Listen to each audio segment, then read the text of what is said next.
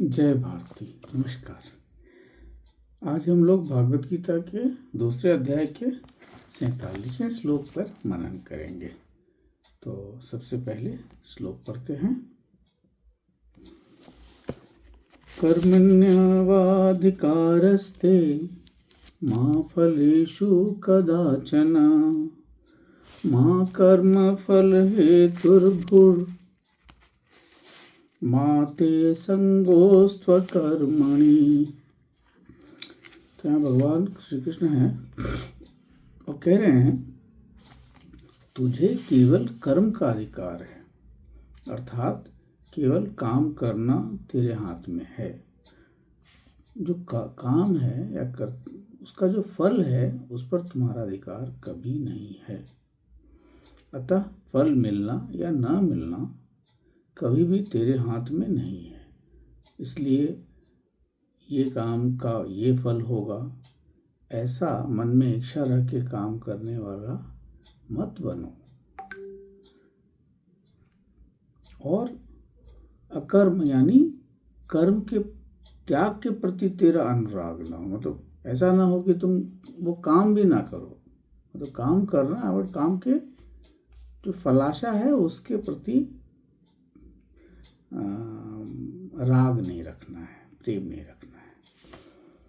इसको कविता के रूप में देखते हैं। निष्काम भाव कर्म ही अधिकार, निष्काम भाव कर्म ही अधिकार, फलाशा रहित कर्म ही उच्च विचार।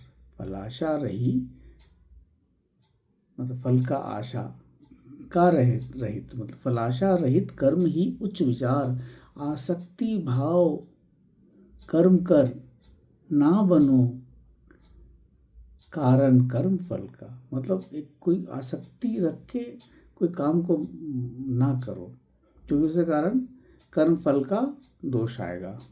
विहित कर्म की उपेक्षा भी है दुष्विचार, मतलब जो आपका शास्त्र के अनुरूप जो कर्म है उसका उपेक्षा मतलब उसको नहीं करना भी अच्छा बात नहीं है। तो भगवान इस तरह समझा रहे हैं। अब इसको ये जो श्लोक है इसको आप कह सकते हैं कि 4 सूत्री कार्यक्रम है और 4 सूत्र हैं इसमें।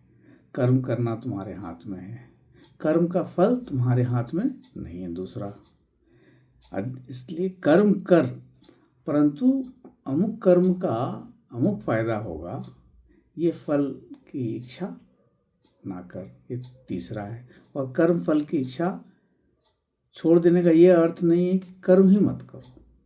तो ये 4 है। तो भगवान कृष्ण यही समझाते हैं कि केवल आपका कर्म पर ही अधिकार है, आप निष्काम भाव से कर्म को करें। इसको थोड़ा और देखते हैं कि मतलब कर्म को मतलब अकर्म में भी आसक्ति मत दिखाओ। अकर्म का भी ये ना हो कि ये काम तो हम नहीं करेंगे, नहीं, काम करना है। काम का फल का जो आशा है इसे ये फल मिलेगा, ये कर्म करने से ये फल मिलेगा, जो वेदों में कहा। वेद के कर्मकांड तो ये ना है कि दान करोगे तो ये होगा, वो करोगे तो ये होगा। जो कर्मकांड है वो तो स्वर्ग और सुख की प्राप्ति के लिए ही है। तो ये वहाँ भी कह रहे हैं कि नहीं, आप सिर्फ निष्काम भाव से कर्म करो, सकाम भाव से कर्म नहीं करो।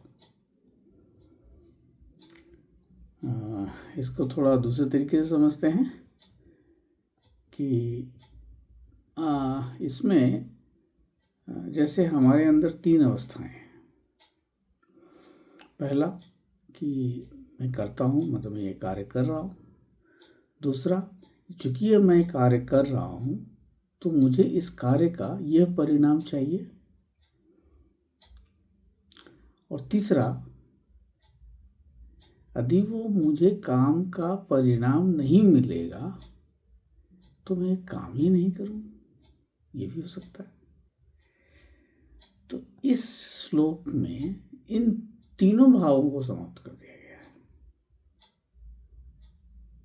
कि निष्क्रिय की आसक्ति भी गलत है। नहीं, मैं निष्क्रिय हो जाता, मैं कोई काम नहीं करूँगा, क्योंकि उसका फल तो मिलना नहीं है, नहीं, वो भी गलत है। फल के साथ काम करना भी गलत है। फल मिलेगा इसलिए काम करेंगे, नहीं, आपको निष्काम भाव से काम करना है।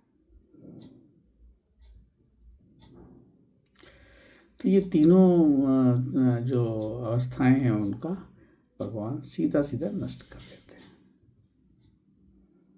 है ना।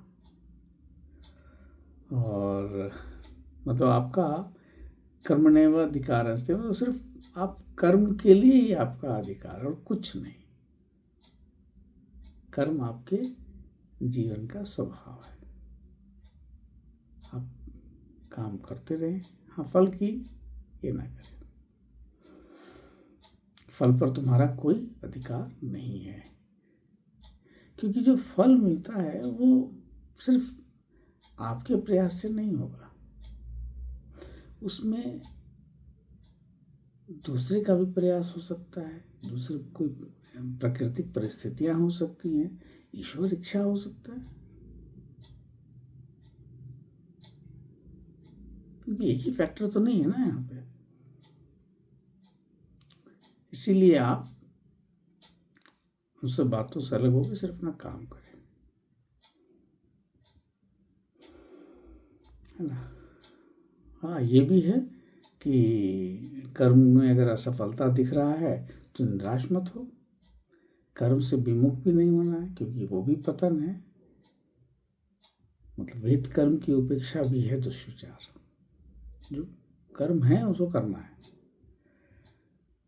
तो ये मूलतः ये जो श्लोक है, मतलब आप सोचिए कि अर्जुन को ये कर्म के बंधन से मुक्त करना चाह रहा है। अर्जुन तो यही सोच रहा है ना कि मैं अपने भाइयों की पे तीर चलाऊंगा, बाण चलाऊंगा तो वो मारा जाएगा, उससे मुझे पाप लगेगा, या समाज नष्ट हो जाएगा, वर्ण संकर पैदा होंगे, यही तो कह रहा था ना वो। इसलिए भीख मांगना ज़्यादा अच्छा है लड़ने से।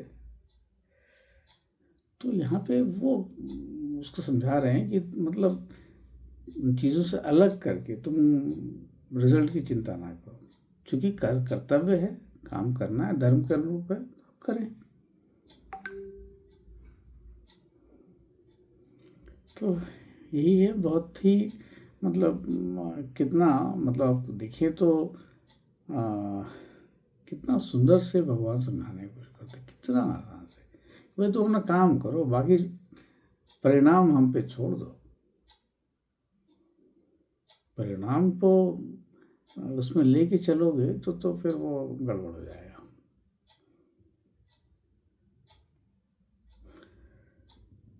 तो यही है, बहुत ही सुंदर से इसको समझाया गया है। आशा है आपको ये ठीक लगा होगा। नमस्कार, धन्यवाद, जय भारत।